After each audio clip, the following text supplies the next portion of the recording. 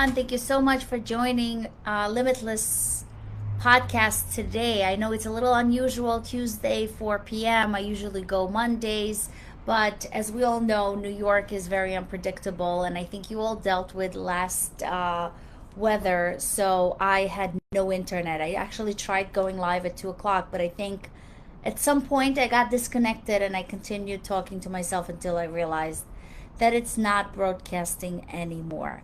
So today I am in my office. Thankfully, there is internet service. It's not as brutal outside anymore, and I am back here to talk about emotional intelligence. So, this whole month of February, we talked about emotional intelligence. We've covered so many different aspects of that emotional intelligence, from identifying your emotions to know how to control your emotions and how to use your emotions in relationship. So this is the final week of Emotional Intelligence Month, and today I don't just want to talk about emotions. I want to talk about mastering your emotions. Now, when I say mastering emotions, I don't really mean controlling your emotions. I don't mean suppressing your emotions or even pretending that they don't exist. What I mean is transforming your emotions. Because there's the truth. Most people live in emotional survival mode.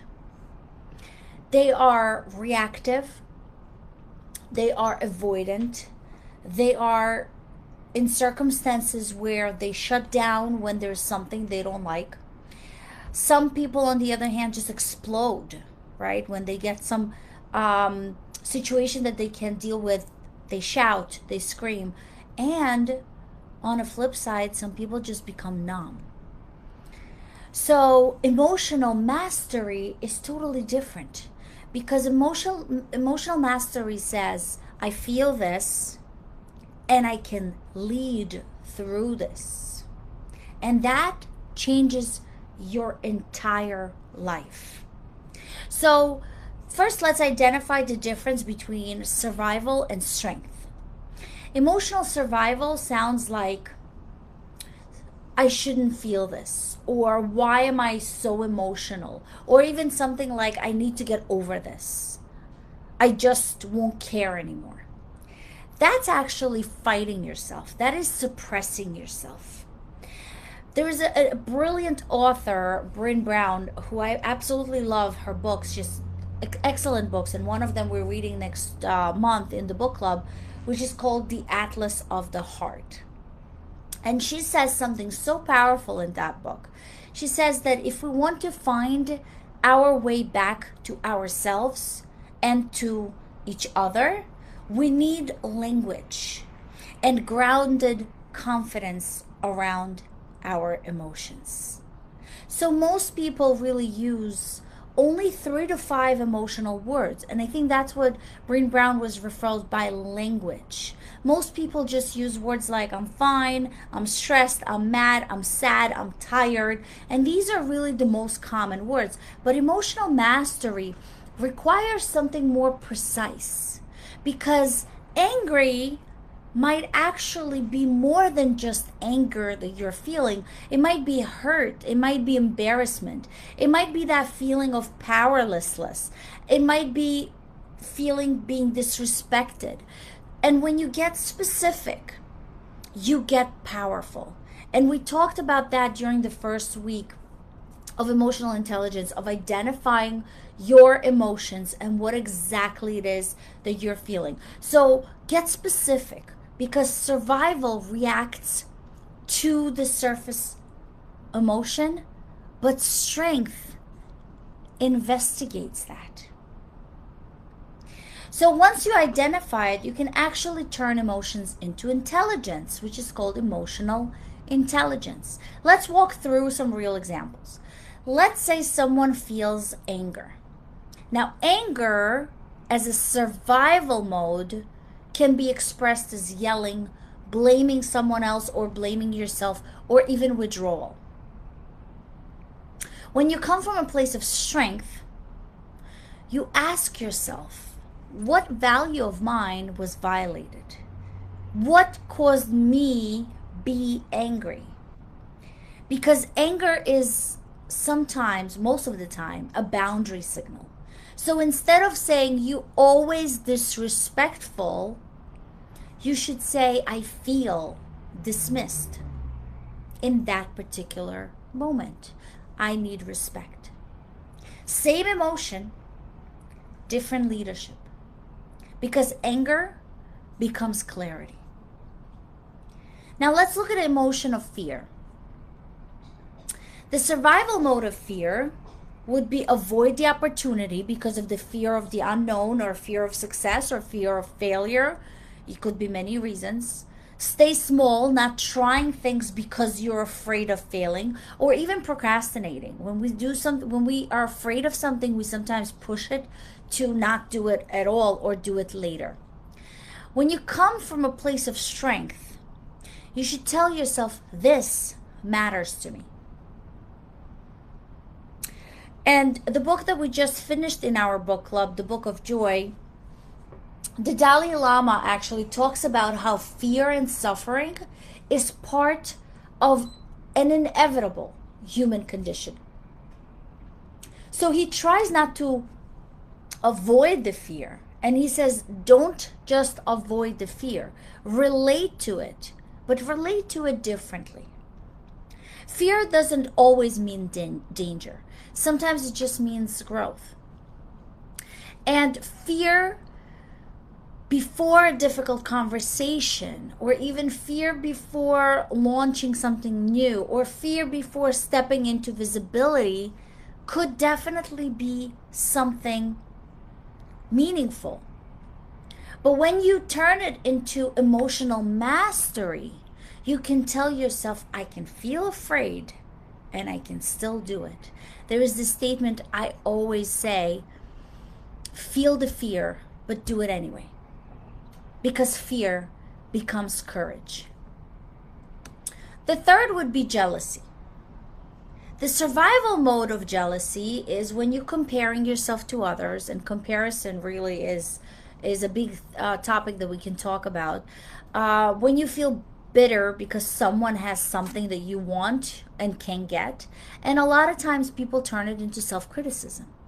But when you take that jealousy from a place of strength, you should ask yourself, what desire is this revealing?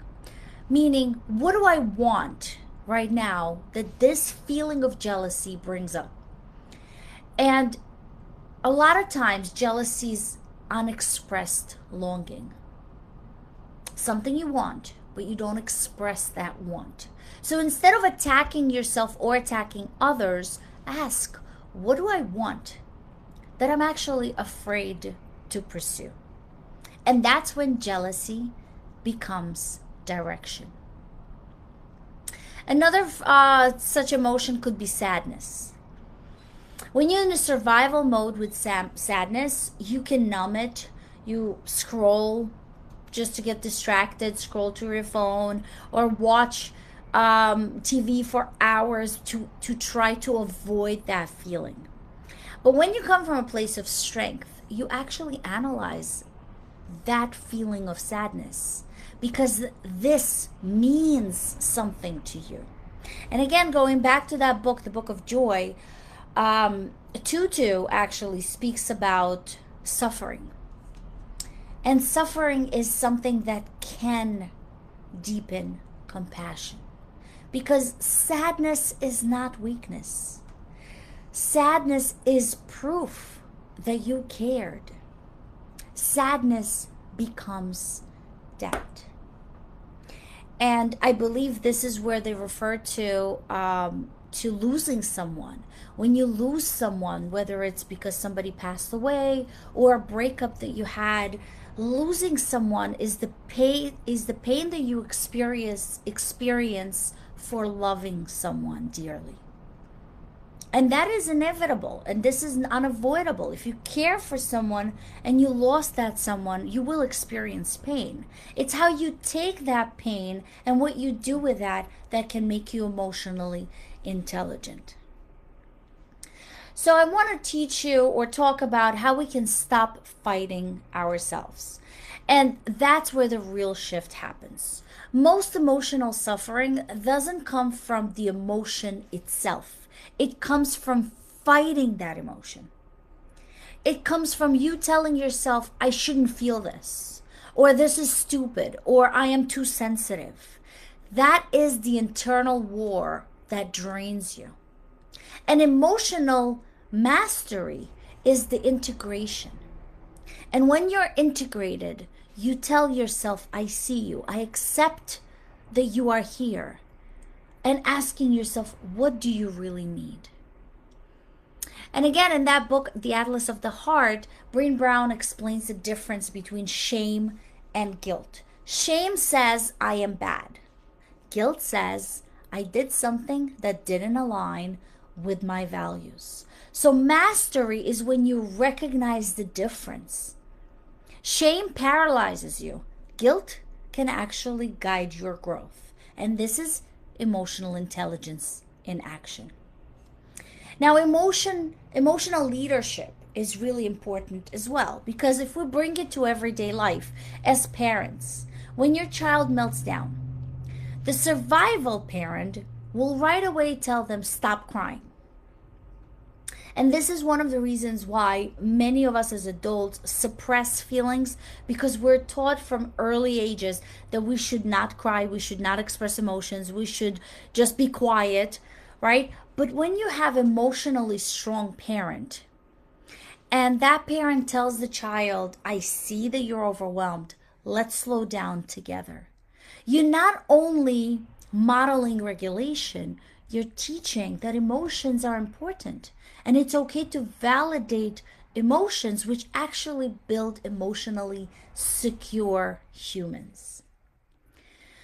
We see emotional intelligence at work and leadership as well. Let's say you received criticism.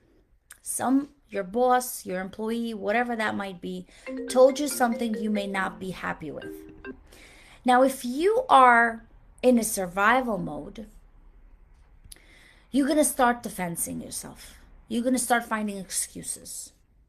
You may find an internal shame that somebody told you something like that.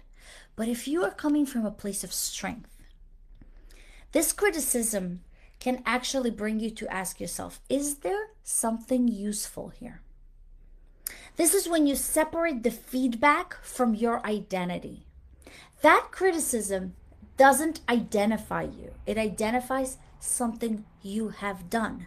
And if you take that as a feedback to correct what might be useful for you, you build that confidence. That could also go back to relationships. Let's say you feel hurt.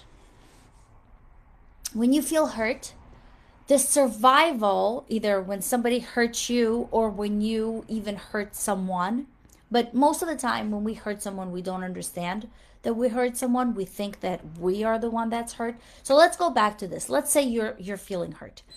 If you are in a survival mode, if you are not yet mastering your emotions, you may withdraw, right? Completely ignore that person, not even talk. You may attack, or you may overreact. Flight, fight, or freeze, respond. Flight, just run away, ignore, block, do whatever that is. Fight, attack back, or freeze. Just not do anything. But when you come from a place of strength, you're going to talk about it. And the way you emotionally, intelligently talk about it, you say, that hurt me. Can we talk about this? And talking about it doesn't mean that you reconcile with the person that hurt you, but you form those boundaries. Whether those boundaries are now understood and you continue with that relationship, or those boundaries are not good to be accommodated, and then you make a decision about that decision, about that relationship, and move forward. That's emotional courage. Flight, fight, or freeze are reactions. They are all reactions of lack of emotional intelligence. So, how do we build long-term emotional resilience? Resilience is really not about being calm at all times, because we all have moments where we lose it. Resilience is about recovery. Once you realize that you are in, let's say, a flight, fight, or fight response or freeze response, let's say you reacted and you now realize that that reaction was not in place. That's resilience. When you now take that reaction, whichever that is, and think about it and analyze it and say, okay, so how do I now move past this? And that's recovery. So back again to the Book of Joy, both the Dalai Lama and Tutu speak about the perspectives and the gratitude being pillars of resilience. So not fake positivity, but perspectives. What you see as hurt may not be perceived as hurt from the person that you think hurt you. When someone says something to you, they may have not actually intended in the way that it came across. So if you take it as offensive but you don't talk about it, you're losing that perspective of the other person.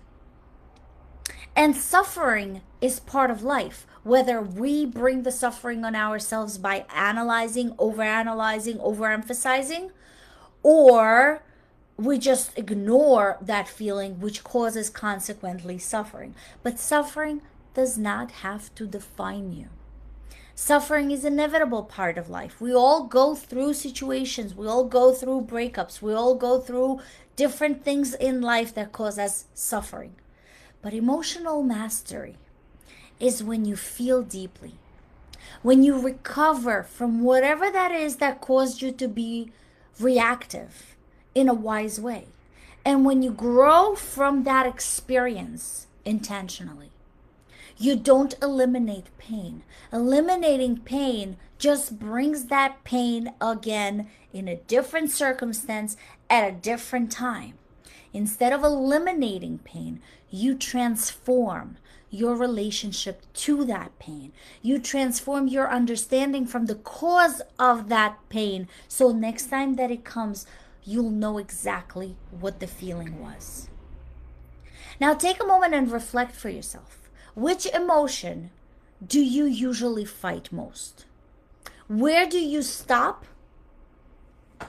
from operating from a point of intelligence and you actually operate in a survival mode? And what would it look like to treat your emotions as intelligence instead of as weakness?